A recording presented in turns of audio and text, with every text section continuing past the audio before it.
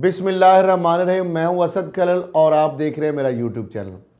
नाज़रीन, सेनेट का मार्का है और सियासी सबबंदियाँ हैं और बहुत सारे इसके अंदर सरप्राइज आ रहे हैं कि किस तरीके से जो फेवरेट कैंडिडेट हैं, उम्मीदवार हैं, उनकी नाहलियाँ हो रही हैं और दूसरी जानब जो है कुछ नई जो चीज़ें हैं इसके अंदर बहुत सारी पेशरफ्त हो रही हैं। जहांगीर तरीन साहब जो है उनकी इस तरह वापसी हो रही है जिस तरह टार्जन की वापसी की हमने सुनी थी कहानियाँ। तो अब इसके अंदर दोबारा उनका रोल जो है एक्टिव हो रहा है। वो फैसलाबाद पहुँचे हैं और राजा रियाज ने उनका इस्तकबाल किया है और जहांगीर तरीन जो है अब ज़राए ये बात कर रहे हैं कि जो शेख हफीज़ साहब हैं जिन्होंने उनसे मदद भी मांगी है इस्लामाबाद की सीट के लिए, उन्होंने भी उनसे रब्ता किया है और राजा रियाज ने ही कहा था वज़ीर-ए-आज़म साहब से कि जनाब सेनेट के इलेक्शन के अंदर जो टिकटों की तकसीम है या जो कमेटी बननी है उस हवाले से जहांगीर तरीन साहब को उसमें शामिल किया जाए। तो अल्टीमेटली राजा रियाज साहब की शायद बात जो है वो उसको एक्सेप्ट कर लिया गया है और यही वजह है कि जहांगीर तरीन साहब जो हैं वो भी राजा रियाज साहब के पास पहुँचे हैं फैसलाबाद में, जहाँ पर उन्होंने उनका इस्तकबाल किया। और राजा रियाज साहब ने बावजूद इसके कि जहांगीर तरीन साहब और वज़ीर-ए-आज़म इमरान खान साहब के हवाले से जो दूरियां पैदा हुई और जो शुगर स्कैंडल हुआ और जिस तरह FIR दर्ज हुई और बहुत सारे मामलात हुए, कमीशन बना, तो उस पे उसके बावजूद उन्होंने ये बात बावाज़ बुलंद कही कि जहांगीर तरीन साहब जो हैं उनकी पार्टी खिदमात हैं, लिहाजा उनको इसके अंदर शामिल किया जाए। ये लग ये रहा है कि जिस तरह दोबारा जहांगीर तरीन साहब जो है उनकी खिदमात PTI को लेना पड़ रही हैं और उसकी वजह यह है कि जिस तरीके से हमने देखा है कि जब इलेक्शन की बात हो, जब ज्वाइनिंग की बात हो और जब ख़ास तौर पर जो टिकटों की तकसीम की बात हो, तो अभी जो 2018 में जो PTI का जो इलेक्शन जिसमें PTI मरकज़ के अंदर हुकूमत जिस तरह बनाई है या पंजाब में या KPK के अंदर ओवरवेलमिंग मेजॉरिटी है या बलूचिस्तान के हवाले से जो तोड़ फोड़ की बात या टिकटों की तकसीम है, तो उसके अंदर बहुत बड़ा एक रोल है जहांगीर तरीन का। तो अब जो सियासी पंडित हैं या जो फेमिलियर हैं इस सारे मामलात से, वो ये कह रहे हैं कि जरदारी साहब ने जिस तरह मामलात कर रहे हैं और वो भी एक बड़े खिलाड़ी हैं, तो उनके मुकाबले के लिए जहांगीर तरीन साहब को ही मैदान में उतारना नागज़ीर हो रहा है। शायद इस वजह से ये जो एक एक्टिविटी हो रही है और उनसे राब्ते किए जा रहे हैं।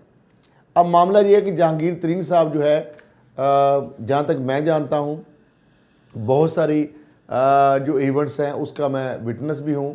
तो उसके मुताबिक तो ये है कि अगर इमरान खान साहब के जो बाएतमाद साथी, जो सबसे ज़्यादा करीब तरीन जो साथी हैं, जो मोस्ट कॉन्फिडेंट हैं, तो उसके अंदर मैं जहांगीर तरीन साहब को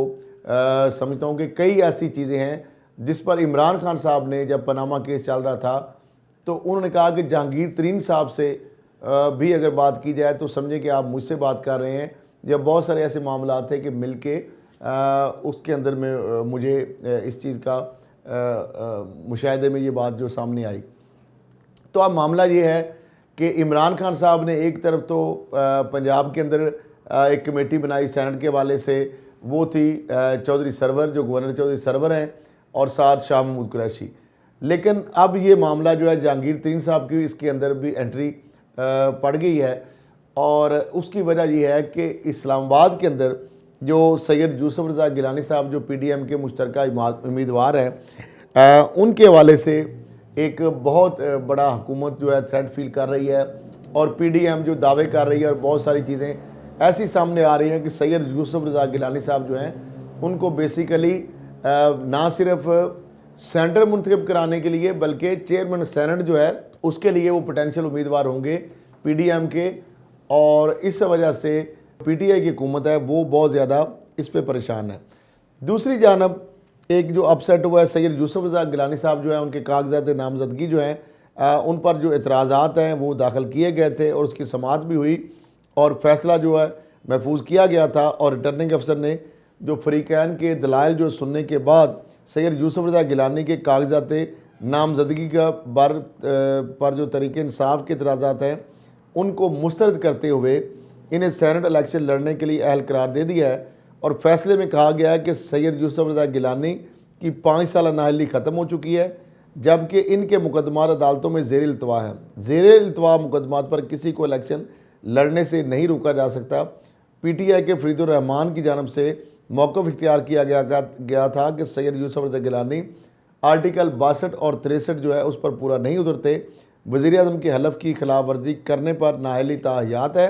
इनके खिलाफ नैब में रेफरेंस ज़ेर इल्तवा है, इसलिए इन्हें सेनेट इंतखाबात लड़ने की इजाज़त नहीं होनी चाहिए। दूसरी जानब जो एक बड़ी और पेशरफ सामने आई है, वो एक बहुत बड़ा अपसेट है। वो है सेनेटर परवेज़ रशीद साहब जो है उनके कागजात नामजदगी जो हैं वो मुस्तरद कर दिए गए हैं। अब जो कागजात नामजदगी मुस्तरद कर दिए गए हैं उसके अंदर जो बुनियादी बड़ी वजह है वो तो ये है कि 95 लाख के वो डिफ़ाल्टर हैं, लेकिन इसके साथ और भी 2-3 चीज़ें बड़ी अहम हैं। एक तो ये है कि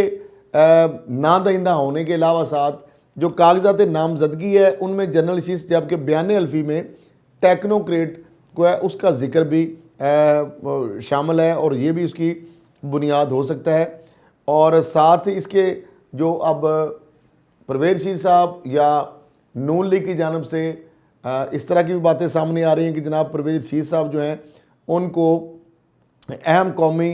राज अफशा करने के हवाले से जो एक तरफ ये भी बातें आ रही कि शायद इसकी वजह से डॉन लीग्स के हवाले से जिस तरह उनका एक पूरा किरदार है और वो चीज़ें सामने आई कि किस तरीके से उन्होंने कहा जी मुझे तो मरीम साहबा ने कहा कि आप इनको बात इनसे करें, जो सीरियल मीडिया के हवाले से सारी चीज़ें आई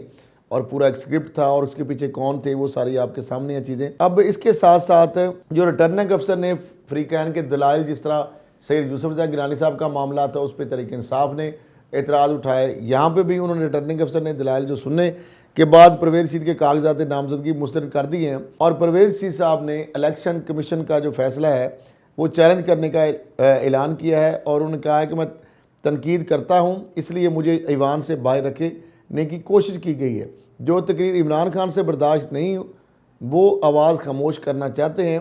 कागजात नामजदगी मुस्तरद होने के ख़िलाफ़ अपील में जाऊँगा। सारी बात है, उनका हक़ है और वो ये कह सकते हैं। बहरहाल 95 लाख रुपया जो है वो डिफ़ाल्टर हैं और 2011 से लेकर जिस तरह 2018 तक तकरीबन वो वहाँ पे रहते रहे पंजाब हाउस के अंदर और उनके कुछ रिश्तेदार जो हैं वो भी वहाँ पे रहते रहे। 95 लाख रुपया जो बिल है वो बाकी तो सारे इमरान सेनेटर की तौर पर लेते रहे, लेकिन वो ये कहते हैं मुझसे तो किसी ने पूछा ही नहीं है। जिस तरह नवाज शरीफ साहब ने कहा था कि अगर मेरे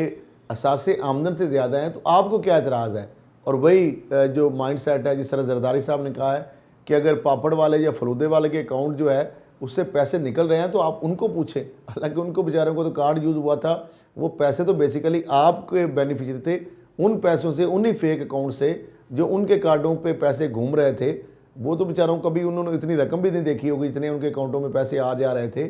तो वो तो बिलावल हाउस के उसके अंदर से बिल और बिलावल की टिकटें और अयान अली की टिकटें उनसे बन रही थी और एक ही कंपनी और एक ही अकाउंट से जो चीज़ें सामने आई। तो मामला ये है कि ये चीज़ें अब सारे मामला है फैसल वावडा के ऊपर बावजूद के शोर होगा भी सारा हर हवाले से, लेकिन उसके बावजूद